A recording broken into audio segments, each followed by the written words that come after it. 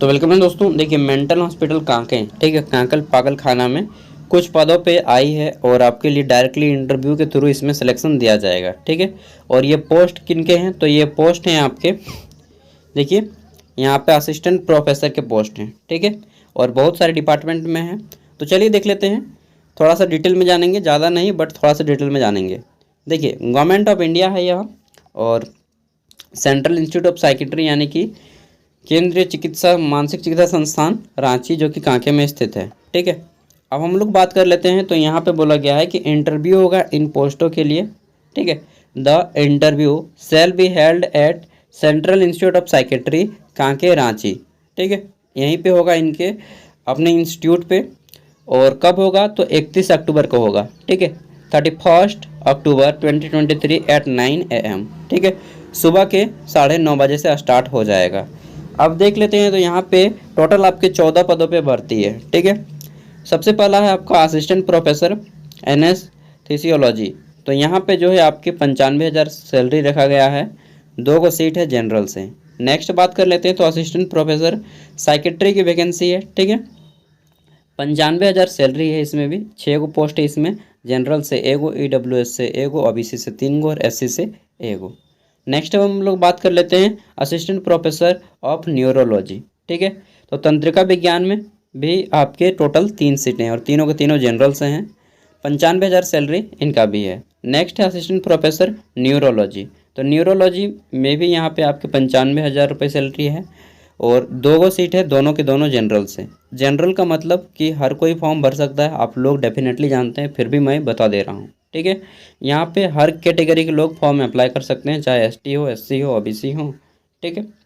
अगला है assistant professor of radio diagnosis. तो इसमें जो है आपकी टोटल 1 सीट है और 1 जनरल से हैं, ठीक है। ये सभी हो गई।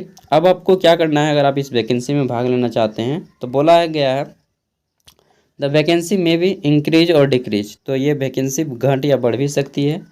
फिर बोला गया है कि final essential qualification for the post of serial number 1 2 3 4 and 5 assistant professor, इन सब के लिए। तो कम से कम यहाँ पे आपको अपियर होने के लिए कितनी डिग्री होनी चाहिए, तो आप मिनिमम MBBS की डिग्री रखते हो, ठीक है। Qualification including in the first और सेकेंड शेड्यूल्ड और part 2 of the third schedule, ठीक है। और बोला गया है कि other than licentiate qualification for to the Indian Medical Council से आपका रजिस्टर होना चाहिए, ठीक है, क्योंकि यह गवर्नमेंट ऑफ इंडिया की ओर से है। आउट ऑफ इंडिया का यहाँ पे लिया जाएगा या नहीं लिया जाएगा वो मालूम नहीं, लेकिन यहाँ पे बोल दिया गया है कि इंडियन मेडिकल काउंसिल एक्ट 1956, ठीक है।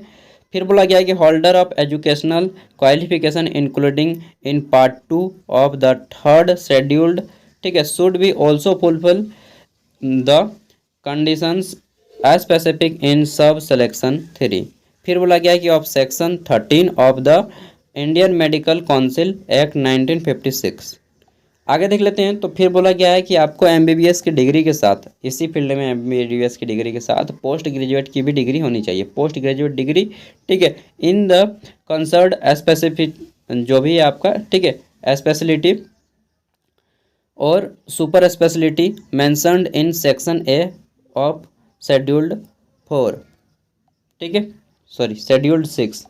नेक्स्ट है आपका 3 नंबर में बोला गया है कि एटलीस्ट 3 ईयर की आपकी टीचिंग एक्सपीरियंस हो, ठीक है, एज अ सीनियर रेसिडेंट और ट्यूटर, ठीक है, सीनियर रेसिडेंट या फिर ट्यूटर। फिर है आपका डेमोन्स्ट्रेटर और इनमें से कोई भी एक हो, registrar in the concerned speciality और super speciality in a recognising teaching institute, और चाहे टीचिंग इंस्टीट्यूट सेंट्रल गवर्नमेंट का हो, स्टेट गवर्नमेंट का हो, चाहे किसी प्राइवेट सेक्टर का हो, ठीक है।